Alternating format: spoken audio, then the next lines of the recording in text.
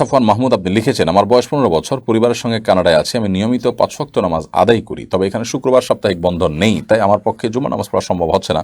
তবে আমি স্কুল থেকে আসার পর জোহর নামাজ পড়ি, এদিকে আমার গুনাহ হবে? অবশ্যই গুনাহ হবে।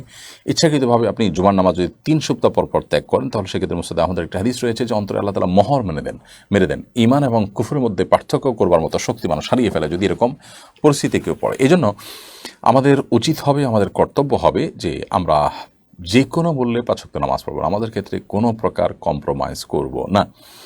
আল্লাহ তাআলা আমাদেরকে তৌফিক দান করুন সেটি করার। আপনি যেখানে আছেন সেই পরিবেশে আপনাকে যেতে কেউ বাধ্য করেন, আপনি ইচ্ছাকৃতভাবে এমন একটা পরিবেশে গেছেন যেখানে নামাজ পড়তে পারছেন না। আপনাকে যদি আমি বলি এমন একটা পরিবেশে চলেন যেখানে আপনি নিঃশ্বাস নিতে পারবেন না, আপনি কি যাবেন?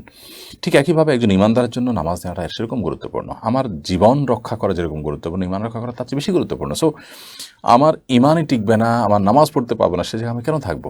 প্রয়োজনে যেখানে আসেন সেখানে 2-3 জন শিক্ষার্থী মিলে আপনারা নামাজ পড়ে ফেলবেন, তারপর আপনাকে নামাজ পড়তে হবে। অথবা আপনার সহপাঠী যারা আছে, যারাই আছে মুসলমান, যেই দেশেই হোক না কেন, 3 জন হলে যে কোনো একজন ইমামতি করে 5-10 মিনিটের মধ্যে আপনি জুমার নামাজের আয়োজন করতে পারেন। ছোট্ট করে খুতবা দিলেন, 1-2 মিনিটের মধ্যে নামাজ পড়লেন 2 রাকাত, তাতে ইনশাআল্লাহ আপনার জুমার আদায় হবে। কিন্তু এসে জোহর পড়লে নিয়মিত সেটি আদায় হবে না, এটি গুনাহ হবে আপনার জুমা ত্যাগ করার কারণে।